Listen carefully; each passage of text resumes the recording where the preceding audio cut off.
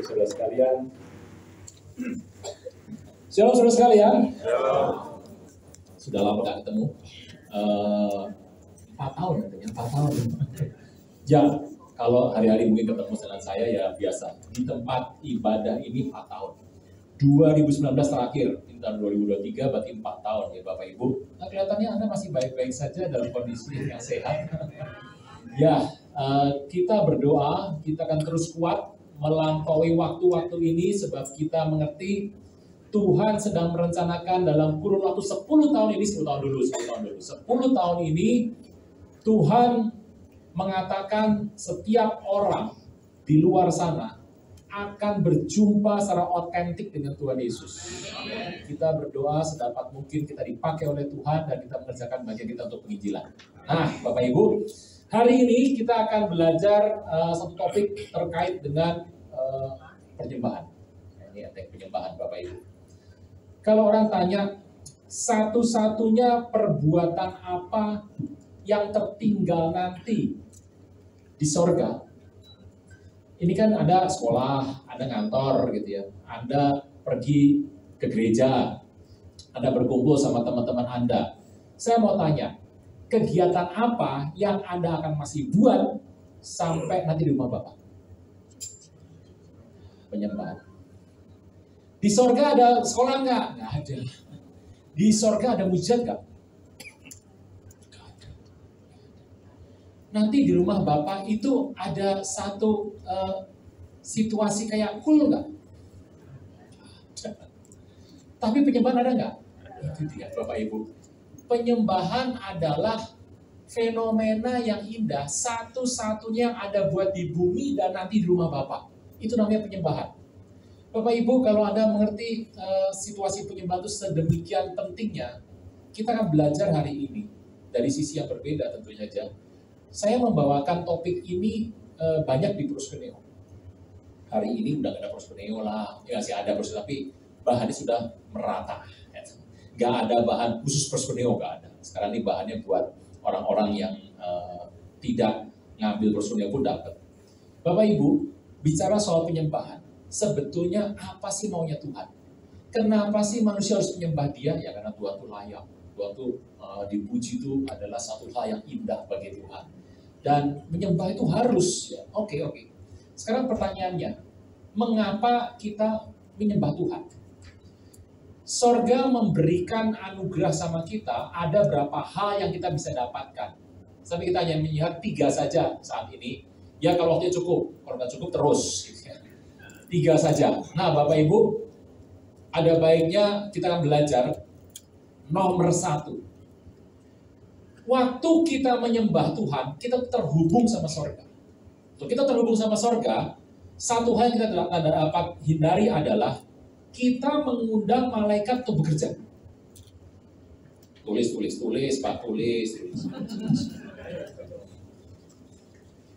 Mengundang malaikat. Firman Tuhan berkata, kita akan pelajari ini dari Wahyu ke-8. Nah, kalau kita Wahyu seneng nih, Wahyu udah kejaman Pak. Ya, Wahyu 8. Kita akan melihat Wahyu ke-8. Ayat pertama. Metrai yang ke-7. Ketika anak domba membuka metrai yang ke-7, nah ini paling enak lihat sini aja, lihat sini toh. Nah, ini paling enak gitu. Gak usah buka-buka, nanti ada yang WA kan. Sini saja. Maka sunyi setiap di sorga kira-kira setengah jam lamanya. Unik sekali. Ketika anak domba membuka metrai ke-7 sangat penting sekali. Waktu dibuka, sunyi senyap setengah jam. Diam semua. Lalu aku melihat 7 malaikat yang berdiri di hadapan Allah dan kepada mereka diberikan 7 sangkakala. Bapak Ibu harus melihat ternyata dari metrai, sangkakala dan cawan masing-masing memberikan satu hal yang penting. Datanglah seorang malaikat lain yang pergi berdiri dekat mesbah dengan sebuah bedupaan emas dan kepadanya diberikan banyak kemenyan untuk dipersembahkannya bersama-sama dengan doa semua orang kudus. Di atas mesbah emas di hadapan tahta itu maka naiklah asap kemenyan bersama-sama dengan doa orang kudus itu. dari tangan malaikat itu ke hadapan Allah. Lalu malaikat itu mengambil pedupaan, mengisi dengan api dari mezbah dan melemparkan ke bumi. Meledaklah bunyi gunung disertai hal bentar dan gempa bumi. Unik.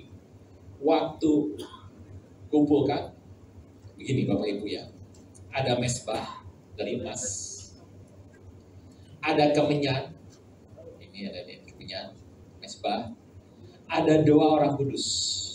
Yang menarik adalah ternyata tidak bisa berbuat apa-apa. Ada pedupaan, ada kemenyan, ada doa orang kudus. Malaikat tidak berbuat apa-apa. Lalu setelah itu naiklah asap kemenyan ini. Begitu naik ke atas, terbukalah jalan sorga dan bumi. Terbuka jalan. Begitu terbuka, malaikat bisa mengambil tindakan. Dia membuat KKR di muka bumi. Pelan-pelan ya. Ini pedupaan emas, dikasih kemenyan, dikasih doa orang kudus. Tidak terjadi apa-apa. Sunyi senyap selama setengah jam. Tidak terjadi apa-apa. Waktu asap kemenyan itu naik, cek naik. Tiba-tiba dikatakan, malaikat mengambil pedupaan itu mengisi dengan api dari mezbah dan melempar ke bumi, terjadilah KKR besar.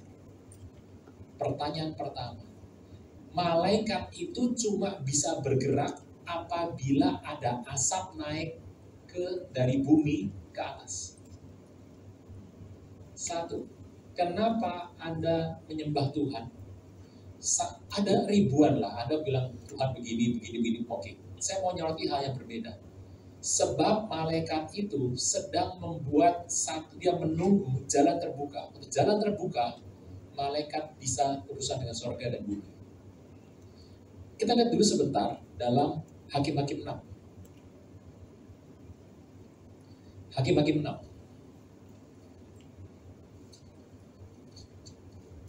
Gideon ya.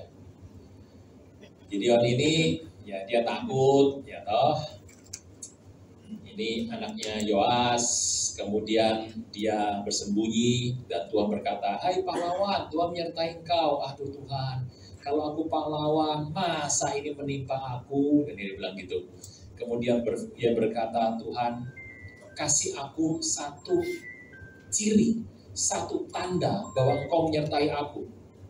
Ayat 17 jawabnya kepadanya, "Jika sekiranya mendapat kasih karunia di matamu, berikan aku tanda." Lalu ayat 20, berfirmanlah malaikat Allah kepadanya, "Ambillah daging dan roti yang tidak beragi, letakkan di atas batu dan curahkan kuahnya." Maka diperbuatkan demikian. Malaikat Tuhan mengulurkan tongkat yang di tangannya, dengan ujungnya disinggungnya daging dan roti itu. Timbullah api dari batu itu memakan habis daging roti itu, kemudian hilanglah malaikat dari pandangannya. Ini ada daging sama roti. Malaikat tuh begini. Lalu malaikat tuh hilang. Hilang kemana Pak? Saya bilang ya. Ini daging sama roti dikasih. Malaikat mengambil tongkat, sentuh. Malaikat tuh hilang. Kemana hilangnya? 15, Hakim 15.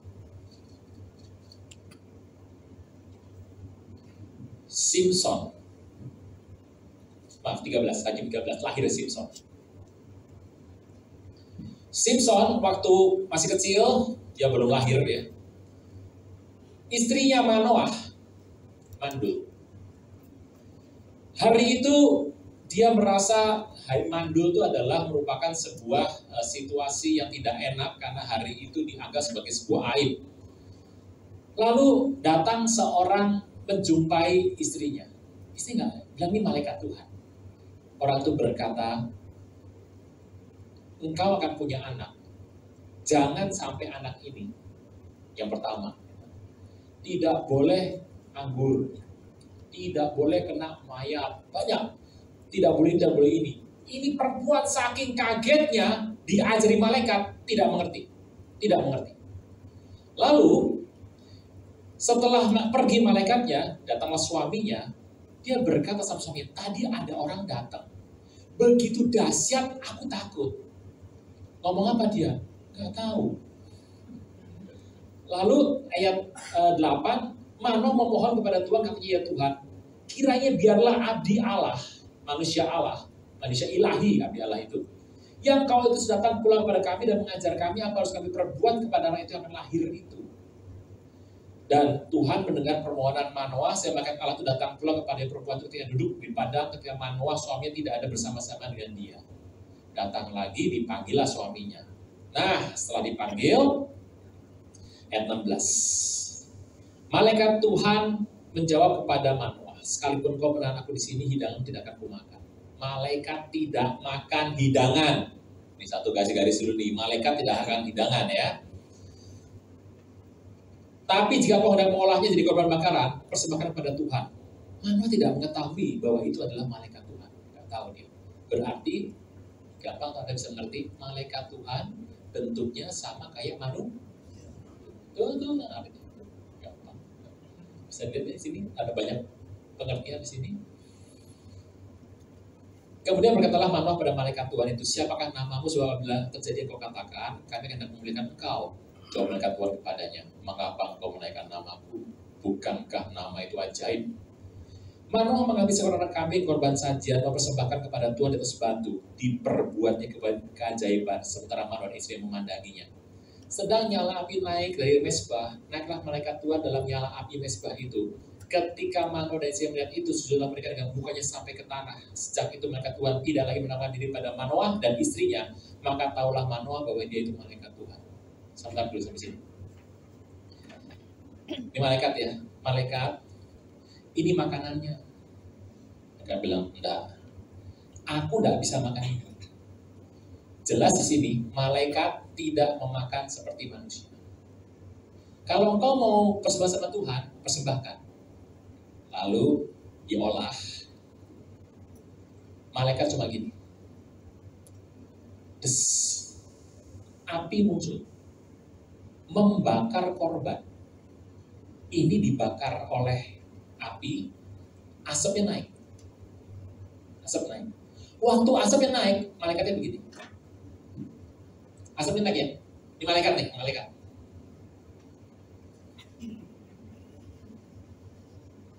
Ulang. Ya, asap naik nih, asap naik. Ini malaikat ya. Udah ada asap kan.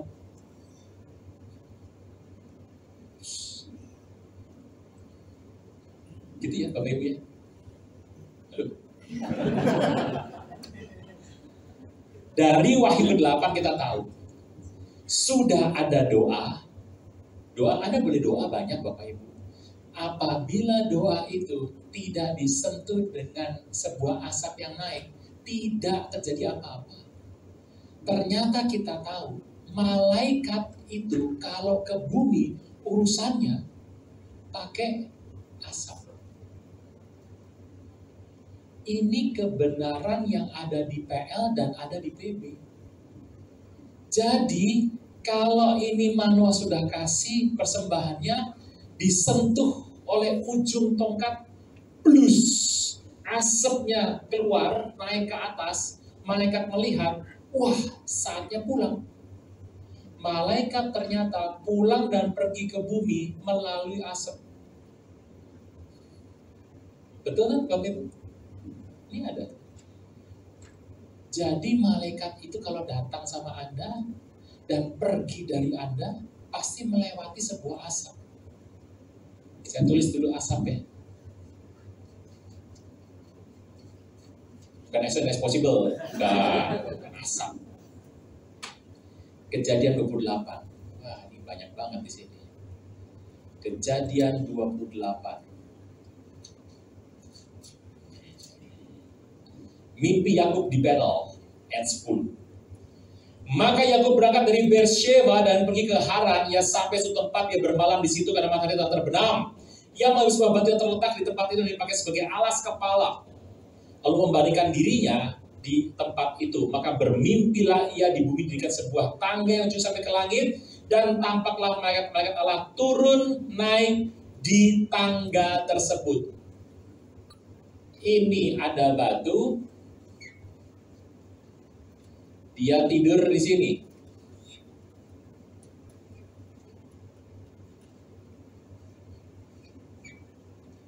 Lalu dia bermimpi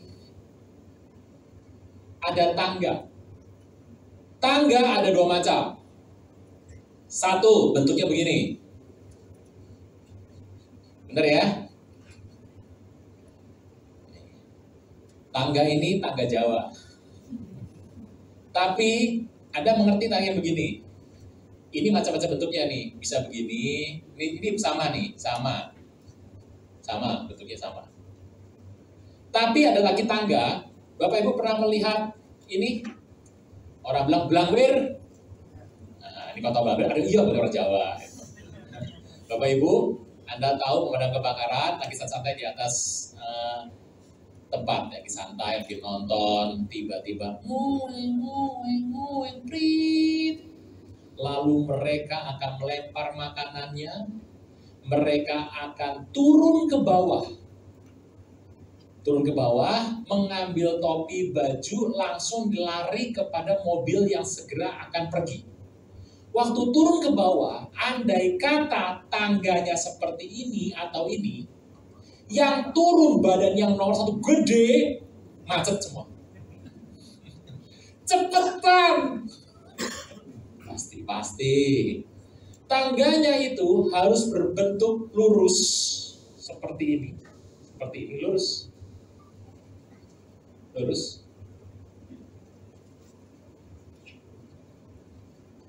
Lurus dan licin. Sek, turun. Bisa bayangkan itu? Tangganya nggak mungkin yang ini, nggak mungkin lah. Tangganya begini. Indonesia beda. Kalau mereka santai, lantai 1, nggak pakai tangga. Ini saya bicara yang di luar Indonesia. Malaikat ternyata ada tangga.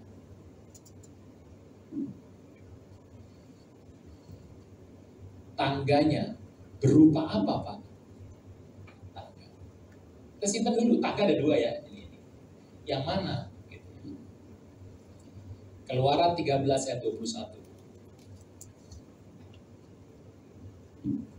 Allah menuntut umatnya. Keluaran 13, 21. Tuhan berjalan depan mereka pada siang hari dalam tiang awan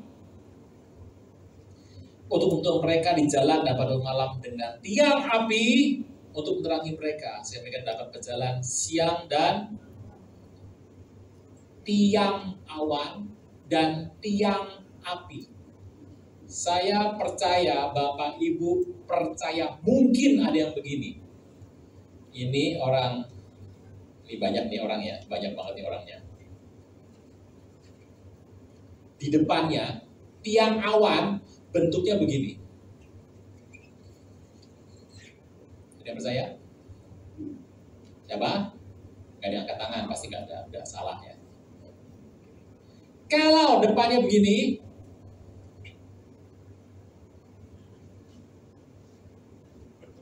nggak kelihatan.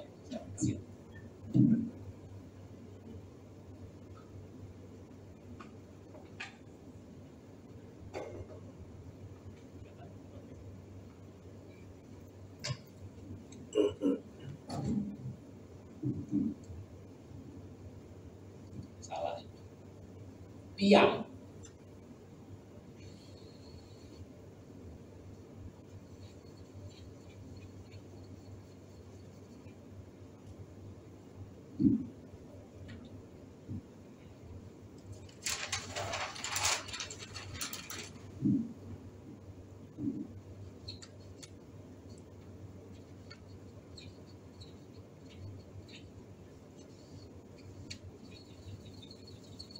Ini besar banget, besar banget. Kalau malam, ini api ini.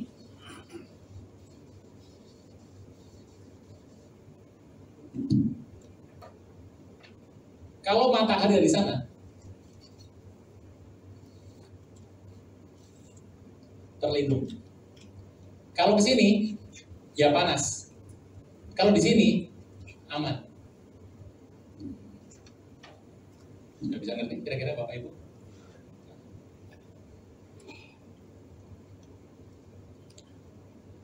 Apa jenis yang Tuhan mau katakan?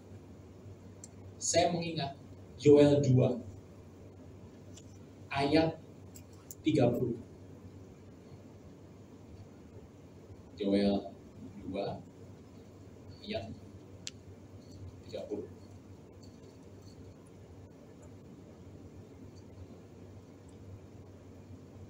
Aku akan mengadakan mujizat-mujizat di langit dan di bumi, darah, api, dan gumpalan-gumpalan asap.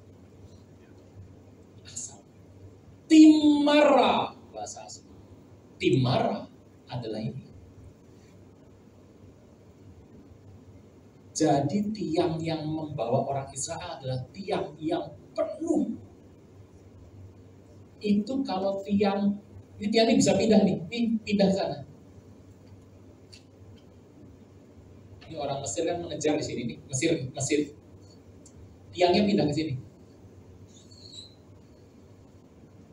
Firman Tuhan berkata, semalam-malaman mereka tidak bisa masuk karena terhalang oleh tiang. Itulah timara, tiang Tuhan. Bapak Ibu, ini loh penyembahan. Waktu orang menyembah Tuhan, dia sedang membuat pujian. Itu naik asap. Makin Anda menyembah Tuhan makin dalam, Anda menyembah Tuhan makin terus sama Tuhan, maka asapnya makin lebar, makin besar. Waktu engkau menyembah Tuhan begitu dengan hasrat hati, maka itu akan sampai ke rumah Bapa di surga. Malaikat ternyata tidak datang ke muka bumi, asal datang. Tapi ada yang bisa datang, Pak. Jangan lupa, kalau kita minta malaikat yang datang macam-macam. Malaikat perang, tugasnya perang. Malaikat yang bawa berkat, tugasnya bawa berkat. Yang bawa pesan, tugasnya cuma bawa pesan aja. Ini banyak terjadi. Nah, malaikat yang besar ini tiangnya besar.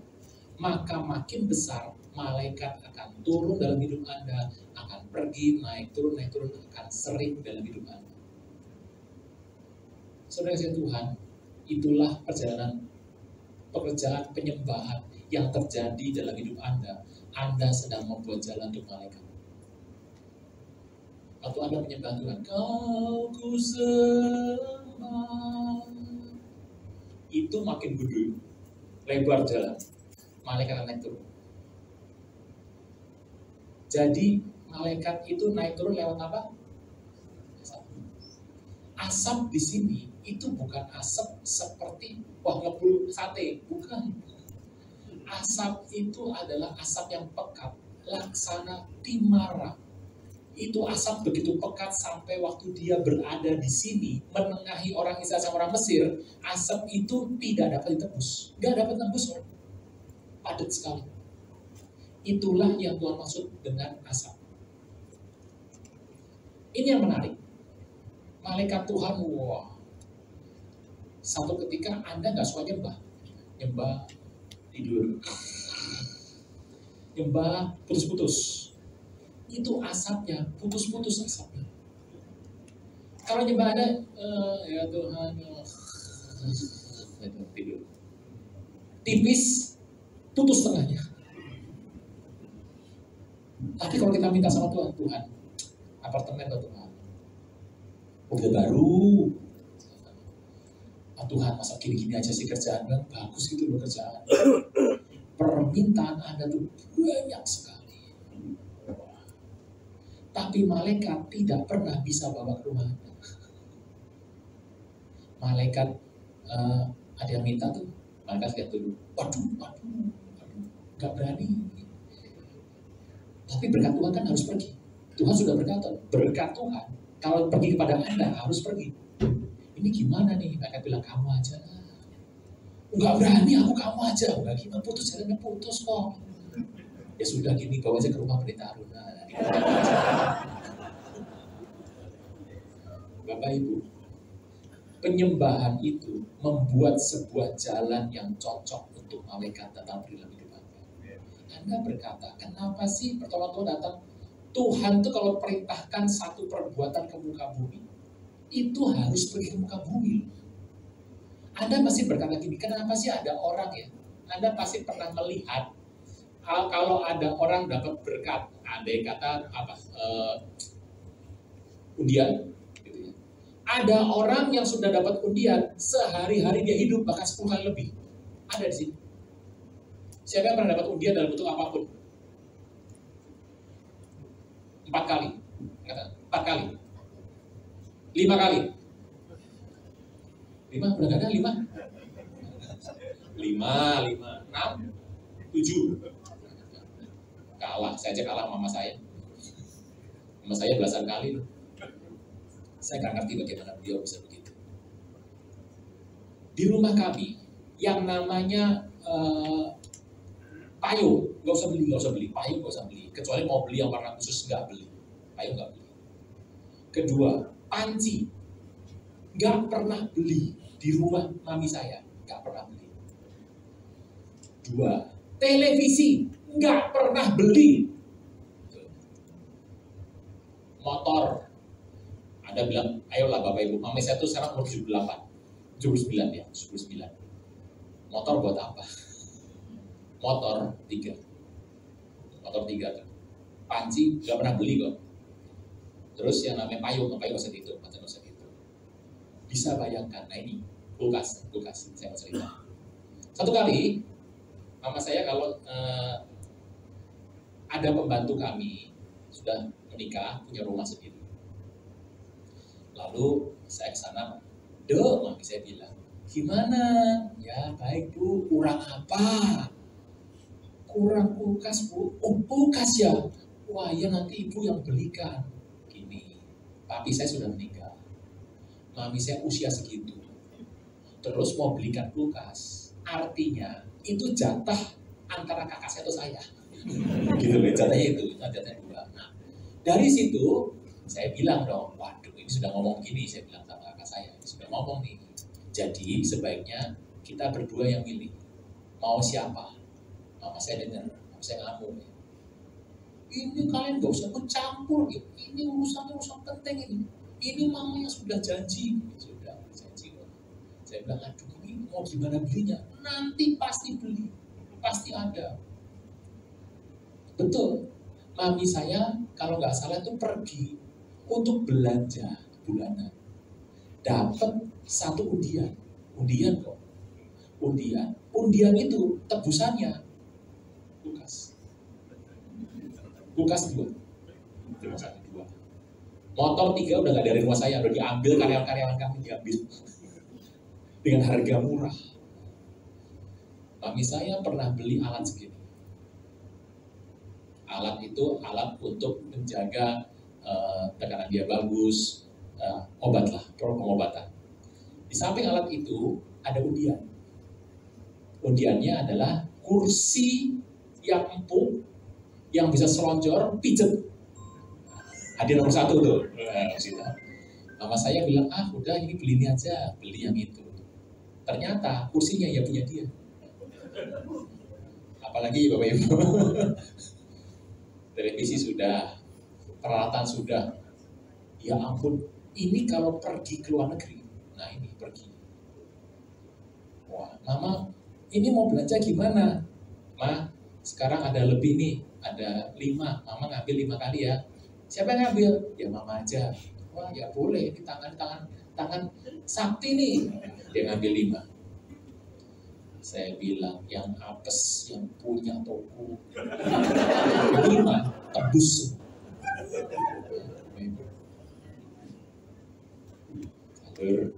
Jalurnya besar. Waktu Anda menyembah Tuhan, Anda menyembah Tuhan, itu besar jalurnya. Waktu besar itu dalam hidup Anda nggak usah minta. Orang percaya yang diminta itu kehendak Tuhan. Bukan Tuhan hari ini ya beli mobil baru atau Tuhan. Enggak, itu sudah bukan permintaan itu. Kita sudah nggak ngomong yang seperti itu. Permintaan itu sudah disingkirkan. Hanya Tuhan mau. Malaikat itu jalan lewat situ. Bapak Ibu, fungsi penyembahan yang pertama, mengundang pekerjaan malaikat. Malaikat ternyata hanya naik dan turun dalam hidup Anda tergantung asapnya. Asap itu akan membawa semua yang Anda minta. Anda bisa bayangkan malaikat buahnya, wah, pasti dia lihat, waduh, jalan cuma satu ini, segini, terus, waduh, lah ini sulap lagi nih, malaikat begini, jatuh semua Bapak Ibu. Bisa bayangkan ya? Bisa ini bayangkan. Jadi malaikat membawa barang besar itu harus melalui jalan yang besar. Berapa Anda mengerti, Anda menyembah Tuhan, Anda sedang membuka jalur sorga dan bumi. Sorga dan bumi semakin besar, semakin kokoh. Lah banyak orang baru nyembah sedikit, wah enak nih, langsung berhenti. Dia baru membangun jalan belum selesai, dia berhenti. Makanya berkat gak pernah nyampe. Fakta ini adalah fakta yang biasa Anda dengar. Fakta yang terjadi dalam hidup Anda, tetapi ini yang benar terjadi. Seperti itulah yang harus Anda dengarkan. Bapak Ibu Saudara sekalian, Wahyu katakan, Hakim-Hakim katakan, Kejadian katakan, Keluaran katakan, PB katakan, PL katakan, pekerjaan malaikat itu ada pakemnya. Malaikat tidak datang, Anda panggil, malaikat, datang malaikat, oh tidak. Anda mengerti, engkau bisa memerintah malaikat atas nama Tuhan. Tetapi malaikat membantu engkau karena perintah dari surga. Bapak Ibu, ini adalah pekerjaan malaikat. Banyak orang hari-hari meminta banyak. Saya minta ini, saya minta sembuh. Banyak hal kita minta. Satu hal, dia lupa. Malaikat berkata, mana jalannya? Jalannya masih berbatu-batu, titian rambut, wah dibelah 7. Tipis banget, kaki malaikat luka semuanya. Bapak Ibu, bisa ini? Satu, waktu Anda menyembah Tuhan, Anda sedang membuat sebuah jalan yang indah antara bumi dan surga. Satu. Dua. Kita lihat di Amsal 27. Amsal 27 mengatakan, siapa menajamkan? Orang. Ayat 17, besi menajamkan? Besi. Orang menajamkan? Kitab Daniel, pernah tahu kitab Daniel?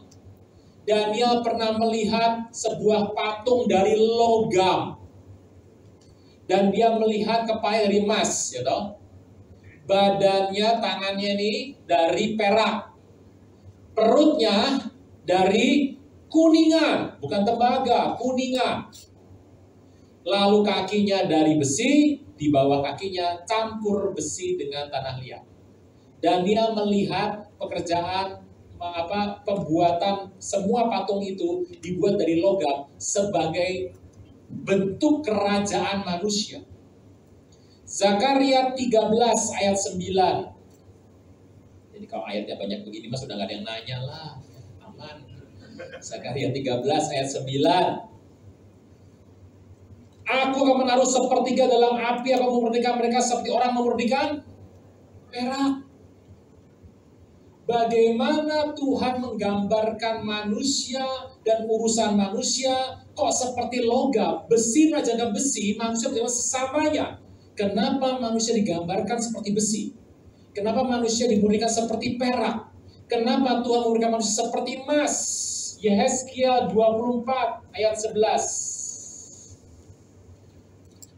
Bagus banget nih Yehezkiel 24 ayat 11. Letakkan periuk kosong di atas bara api supaya dibakar tembaknya menjadi merah sehingga kotorannya hancur dalamnya dan karatnya hilang. Yesaya 1 ayat 5. Yesaya 1 ayat 5. Firman Tuhan mengatakan, di mana kamu sampai 5. Di mana kamu dipukul lagi, kamu bertambah murtad, seluruh kepala sakit, seluruh hati lemah lesu. Ayat 25. Aku bertindak terhadap kamu. Aku akan memurnikan perakmu dengan garam soda, akan menyingkirkan segala timah daripadanya. Besi, timah, kuningan, perak, emas menggambarkan betapa Anda mengerti semua bentuk logam-logam itu menggambarkan kemurnian hati manusia. Manusia dianggap sebagai logam.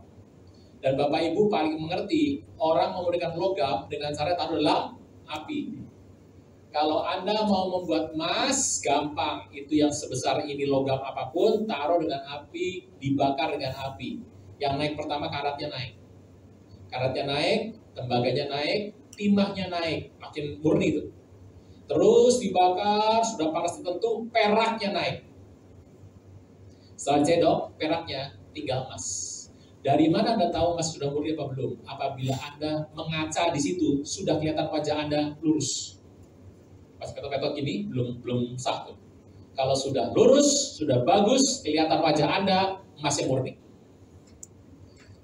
Menyembah seperti itu. Penyembahan yang kedua. Fungsi dari penyembahan. Yang pertama, mengundang pekerjaan malaikat. Yang kedua, pengudusan hidup. Menyembah membuat Anda semakin kudus. Kalau saya bilang kudus, kudus itu bukan suci. Kudus adalah separate. Kudus adalah separate.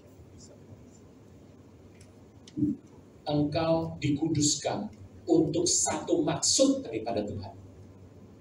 Saya dikuduskan untuk satu maksud daripada Tuhan. Kalau engkau ingin masuk dalam sebuah maksud daripada Tuhan, engkau harus dikuduskan. Pengudusan hidup Anda tergantung bagaimana penyembahan Anda. Anda menyembah makin dalam, engkau akan semakin murni. Karena karatnya diambil. Terus Tuhan masih ingat satu ketika, ini kalau saya ngajar kom kan sekarang sudah masih ikut kom. Udah semua ya? Lah, yang baru-baru mana? Hati-hati loh Bapak Ibu, kita harus menginjil sehingga terus ada jiwa yang baru. Semua sudah semua. Oh, jangan senang dulu. Berarti gak nginjil lagi nih. Hati-hati. Nah, Bapak Ibu, kalau Anda kan jam 7 mau kom, ini jam 6. Karena sudah mandi, sudah siap, bawa buku kom. Anda bilang ini kalau naiknya naik apa ya? Ini naik Gojek aja, atau naik ojek online atau ojek yang pangkalan. Sama saja, yang mana saja. Biar cepat lewat. Bang, mau kom hari ini ke situ. Dengan cepat, lancar sampai ke sana. Berapa? Dia berkata, 40.000 non. Mahal sekali, 40.000 tuh, waduh itu bisa sampai ke Bandung. Oh, kalau mau murah ya, nggak jangan naik ojek, jalan kaki aja. Berantem. Akhirnya udah gini aja lah, 30. 30. 25, 30. Ada 27,5. Abang itu kesel sekali. Anda juga kesel, tapi ada naik lah. Ya sana naik lah. Abang karena kesel, dia naik. Weng. Wah, naiknya begitu. Bang, hati-hati bang, nggak selamat kita nanti. 27.500 minta selamat, nggak ada selamat. Wah. Anda takut pukul palanya. Plok. Berantem sama abang. Wah. Saya berantem. 7.500 bang. Ya udah dadah ya, makasih. Ada lemes masuk kamar mandi. Wah. Udah rapi lagi tuh. Anda masuk kelas kom. Shalom. Duduk. Pertama apa? Penyembahan dulu. Nyembah. Kau ku sembah. Ini orang tadi. Kau ku sembah. Yang muncul pertama di depan dia, wajah Yesus atau wajah abang? Gimana? Wajah abang. Bapak Ibu, nggak aneh loh. Orang tuh kalau berdosa, datang ke dalam rumah Tuhan, menyembah. Karena menyembah itu yang diambil pertama karatnya. Kalau karatnya banyak, bohong kalau ada menyembah bisa langsung enak. Nyembah paling berat 10 menit pertama. Ada yang nyembah. Makanya banyak orang nyembah tuh baca. Ini, pegel. Anda nanti hari Minggu datanglah ibadah, duduk paling belakang. Sekali ini saja. Sekali saja, jangan pakai 2 kali dan jangan bilang siapa-siapa. Duduk paling belakang. Anda lihat pas penyembahan berapa orang yang bisa menyembah. Banyak orang menyembah, buka warta udah gak ada sekarang. Bawa handphone sekalian. Ada yang toleh, sulit sekali untuk orang menyembah. Lebih mudah memuji Tuhan. Ku masuki gerbangnya dengan hati bersyukur, halamannya dengan pujian. Kataku hari ini harinya Tuhan, ku bersuka sebab Dia kirangkanku. Mudah turun kita menyembah. Begitu menyembah. Waktu Anda menyembah, Anda bertemu dengan Tuhan. Itu artinya Anda akan diurus karatnya keluar dulu. Anda bertemu sama diri Anda. Makanya orang yang sering menyembah makin dalam terus. Makanya kalau kita pengen tahu sebetulnya kedalaman rohani orang seperti apa sih? Anda bandingkan saja waktu dia menyembah. Gak ada yang tahu, gak ada yang bisa lihat, tapi menyembah itu adalah urusan Anda dengan Tuhan. Karat saya banyak Pak, nyembah aja. Saya ini dosanya banyak Pak, nyembah saja. Susah kalau saya sebagai hamba Tuhan akan mengatakan, wah ini salah. Bapak Ibu Saudara sekalian, Anda menyembah Tuhan. Makin Anda makin dalam. Lepas karatnya, lepas. Ada yang karatnya lepas setelah 2 jam. Waktu ibadahnya 1,5 jam. Ya nanti minggu depan diulang lagi, gak apa-apa.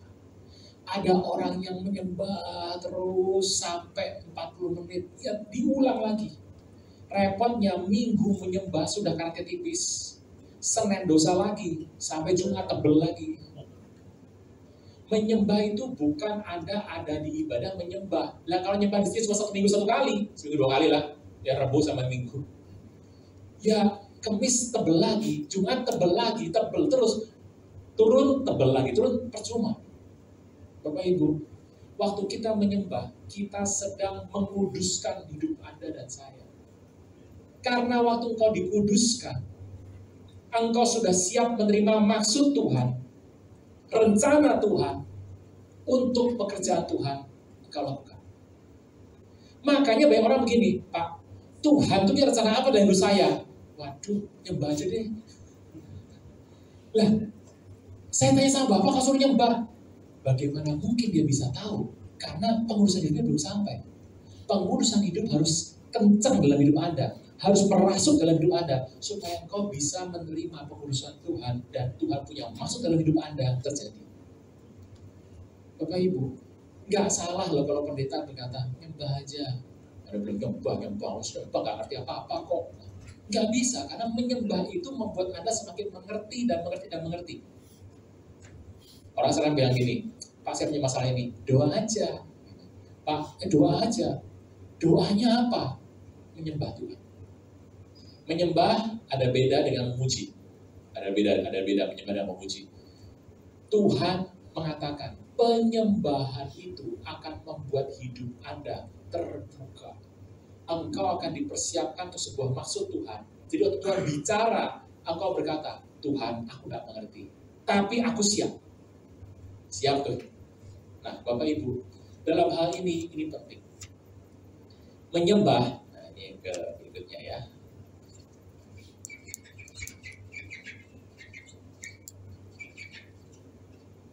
Urusan hidup. Itu artinya waktu Anda menyembah Tuhan, karat Anda sudah lepas.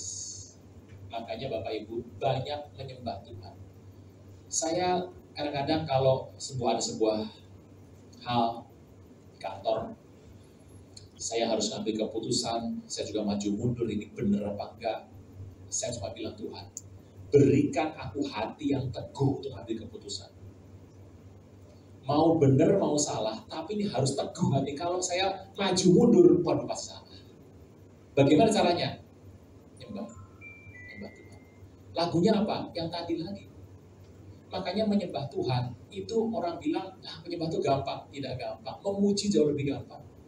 Memuji Tuhan lebih gampang. Karena memuji dengan sesama. Tapi menyembah ketemu Tuhan. Orang tidak bisa ketemu Tuhan, dia menolak dirinya. Berat Bapak Ibu, enggak bisa kalau ada menyembah Tuhan harus ketemu Tuhan. Sebelum ketemu Tuhan, karatmu dilepaskan. Dan makanya menyembah Tuhan, Pak, tapi saat ini susah nyembah. Obat susah menyembah adalah menyembah. Ada menyembah Tuhan. Nah, penyembah itu macam-macam, beda-beda caranya. Anda kalau menyembah Tuhan, ada yang ya karena kita biasa di GBI, kita dari kecil diajar menyembah Tuhan seperti ini. Ya, waktu kita dewasa, ya itu yang cocok sama kita. Tapi menurut saya, menyembah Tuhan tergantung pribadi masing-masing. Kalau Anda menyembah Tuhan, Anda ingin, Anda mau sembah Tuhan. Menyembah Tuhan memuduskan hidup Anda untuk mampu menerima maksud Tuhan dalam hidup Anda. Nomor 2. Sampai berapa Pak? 30. 2 Raja-Raja 3. Wah ini sudah, terus aja lah, mau apa juga. Bapak Ibu, ada rencana apa Bapak Ibu malam ini? Gak ada kan? Gak ada. 2 Raja-Raja 3.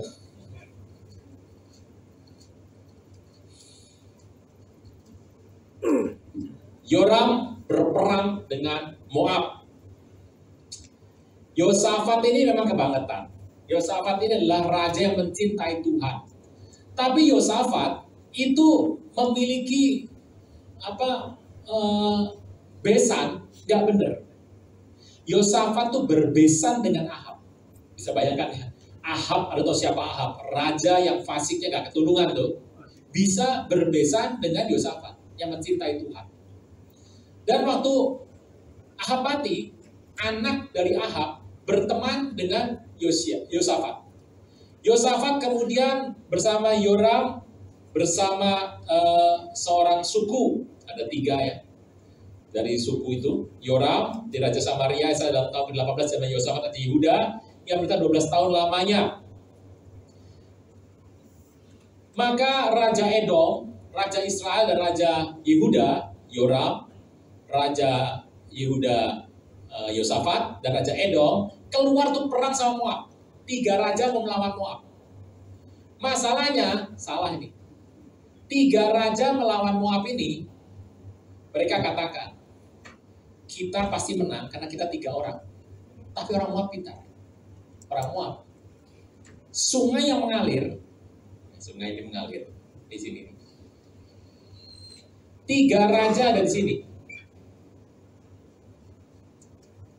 Ini Moab di sini. Sungai yang ke sini dibendung di sini. Dengan cepat saja 3 raja kekeringan. Begitu kekeringan, wah ini masalah tiba. Mereka berkata, wah mati kita. Yosafat berkata, ini gimana nih? Yoram bilang, apa nggak ada nabi di sini? Ngomonglah sama nabi. Kita bakal menang nggak? Kalau nggak kita mending kabur sekarang.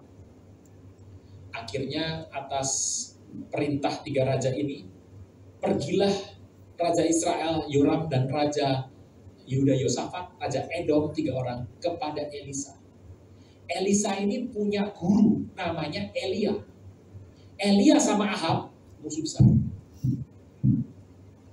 Waktu bertemu sama Elisa, bertemu melihat 3 raja ini, dia langsung bilang sama Raja Yoram, mau apa kamu sini? Kan ini kan anaknya Ahab nih. Anaknya dan gurunya dia, bapaknya dia, musuhan. Mau apa kamu sini?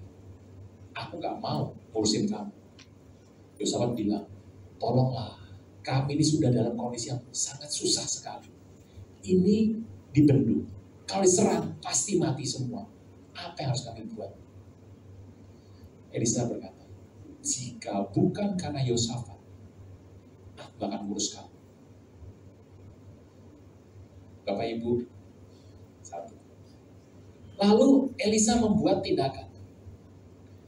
2 Raja-Raja 3 ayat 15. Maka sekarang jemputlah bagi seorang pemetik kecapi. Nah, gitar, kecapi. Ini unik sekali, ini aneh nih. Elisa itu dikenal sebagai nabi yang bernubuat tanpa kecapi.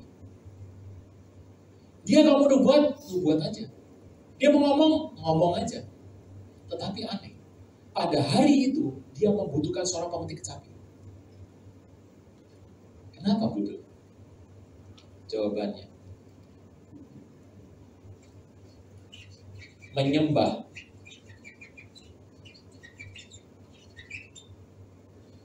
mengundang hadirat Allah. Mengundang. Elisa itu di tengah-tengah orang fasik. Yosafat orang bener nih, ada 2 orang fasik, Raja Edom sama Raja Israel. Di tengah-tengah itu, Elisa rasa berat sekali. Dia meminta pemain kecapi. Waktu pemain kecapi mati kecapi, kekuasaan Tuhan meliputi Elisa. Bapak Ibu, penyembahan itu penting Anda punya sebagai satu senjata waktu Anda di tengah kesulitan, di tengah pertikaian, di tengah hal yang berat dalam hidup Anda, engkau butuh penyembahan. Penyembahan akan membuka jalan yang seperti tertutup. Elisa, bagaimana mungkin dia butuh pemain kecapi? Dia bernubuat aja kok. Elisa bikin mujizat 32. Elia 16. Tapi 32 ini seperti gampang. Waktu dia mau buat mujizat di situ, susah sekali. Untuk seorang bisa mengerti, Elisa membutuhkan pemetik kecapi. Bapak Ibu Saudara sekalian, hari itu kita mengerti, oh ternyata permainan kecapi mengubah struktur suasana, mengubah situasi. Hari itu orang yang tidak menyembah Tuhan, yang membenci Tuhan situ, berubah semua. Bapak Ibu, Anda sering bertanya, kenapa sih perlu gitar kalau di cool? Kalau saya mau melepas itu, rumah saya itu ada penampakannya Pak. Kalau malam-malam Pak. Saya mau usir itu Pak, kenapa saya harus pakai gitar? Gitar adalah untuk membantu, bukan yang utama. Anda harus menggunakan gitar untuk mengubah situasi, mengubah suasana, seperti Elisa. Saudara Tuhan, itulah sebuah kunci. Bagaimana Elisa bisa berhasil di tengah-tengah orang fasik di hadapan dia. Raja Edom gak menyembah Tuhan. Raja Israel membenci Tuhan. Dia perlu sebuah kecapi untuk mengubah suasana. Saudara Tuhan, 3 hal ini soal menyembah. Yang pertama, pekerjaan malaikat kepada Anda dan datang pada Anda dan pergi dari Anda, datang lagi pada Anda, sering atau tidaknya tergantung asap. Asap itu harus kau buat secara besar, kuat, tekun, gitu. Dan jumlahnya harus banyak. Itulah asap penyembahan kepada Tuhan. Yang kedua, asap pengudusan hidup. Waktu engkau menyembah Tuhan, engkau sedang dikuduskan, artinya dipisahkan hidupmu untuk sebuah maksud yang engkau nggak ngerti. Saya tuh nggak ngerti Pak, kenapa yang terjadi? Tapi Tuhan punya maksud. Maksud itu hanya bisa engkau terima untuk engkau menyembah Tuhan. Orang yang tidak menyembah Tuhan mengambil segala sesuatu dengan cepat dan akhirnya berantakan semuanya.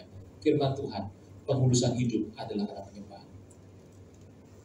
Yang ketiga, yang 3A dulu. Berbobro 9. Mengundang hadirat Tuhan. Elisa seorang nabi besar pun perlu pemetik kecapi untuk mengubah suasana. Dan setelah ia Permainan sapi bermain, mulailah berkata, beginilah firman Tuhan. Biarlah di lembah ini dibuat parit-parit.